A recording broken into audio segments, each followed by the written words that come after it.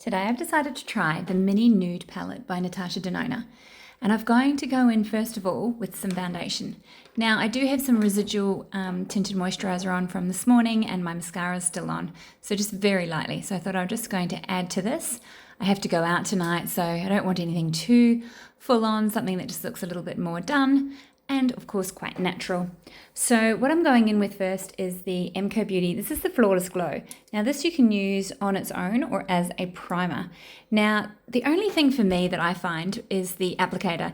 You'll notice that it is like a little wand. So I actually put it onto my hand and then I use my brush. So see, this is the wand here. And I just don't find it that easy to use, maybe because I'm using it all over my face as opposed to certain areas of my face. Now, I do feel for me personally, it does look a little bit shiny.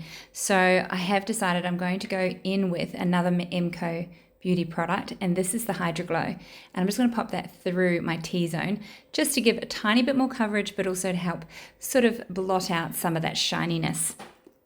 And I will do some mineral pressed powder later on. This is my McoBeauty Contour Wand, and it is looking a little bit squeezed.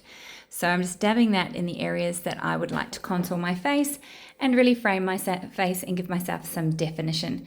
And I'm just using the same brush that I use for my foundation, and it's the Fernando Hervaz, and it's called the Foundation Me brush. Now, the first shade that I'm going to use is the light tan shade, and it is a matte shade. And instantly, I love it. I really like it. And since I'm putting this shade on and I've got neutral tones on, I actually don't think I'm going to use the darker shades in this palette, and I may do that again in another tutorial. So I'm going to stick with this gorgeous tan shade, and I'm really pressing it into the outer corner of my eye and also in the inner corner and meeting it right in the middle there. And ensuring that I place it up on that brow bone as well. So right on the edge and up on that brow bone to make sure that it really lifts my eye. I'm running some of the same colour underneath my eye as well, just for a bit of continuity, and also it makes the eyes look a little bit bigger. Now, I'm going to use one of the shimmer shades. I've decided I'm going to use this nice gold. These colours are so creamy, and that's why I'm using my finger, because it just picks it up perfectly and just places that pigment right on the ball of my eye, right in the middle.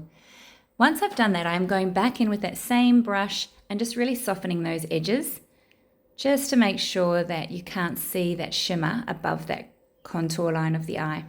This is the smallest eye pencil I know, and as you know, if you've seen any of my videos, I love this colour. It's called Chestnut, and it's a Youngblood mineral eye pencil.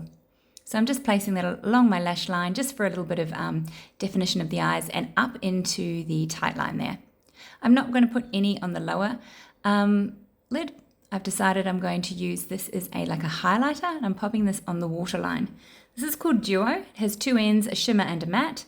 I'm using the shimmer, so just placing that in. Decided to go back in with the eyeshadow before I do the mascara, and I'm going back in with that colour and really buffing it out on the edge and just deepening the shade. So placing it right on the outer corner and just giving it more depth. So rather than going in for another shade, I'm just using the same shade to get it a little bit more of a, tonal shade to it, so it goes a little bit from dark to light. Sweeping my mascara on with the Youngblood Mineral Mascara. Forgot what I was using then. And I've already got some on, so just sort of topping up here. This is the Youngblood On Point Defining Brow Pencil. This is in blonde. Now I can quite happily use either the soft brown or the blonde. And you see here that the blonde is just a nice dark blonde, and it actually works in perfect with my eye brow colour and my hair colour. And because I am going these sort of soft tan colours, I didn't want to go too strong on the brows. I find if I use darker shades in my eyeshadow, I can go to the darker shade brow.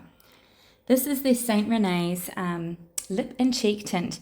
Now, I've bought a few of these. This one is called Siena. So it's got a really nice peachy tone. I like to place some of it on the lips and then rub it around with my finger. And I'm placing it onto my cheeks. I'm using the same foundation brush that I use for my foundation, and I'm buffing that into my cheeks and right up there on the outer socket line. This is the same Flawless Glow that I used in the beginning, and I thought I would just use it to just really highlight under my eyes and tidy up any shadow fallout. It's like my little cheat way of doing it. Now, to get rid of some of this shine. So this is the Mineral Rice Setting Powder pressed, and it's in light. So it's basically translucent. So it won't add any excess or extra color. Using a smaller brush, I'm going to do more the detailed areas like under my eyes and under my brows there. Just anywhere where I feel it's going to get a little bit more dewy and just get rid of that excess shine.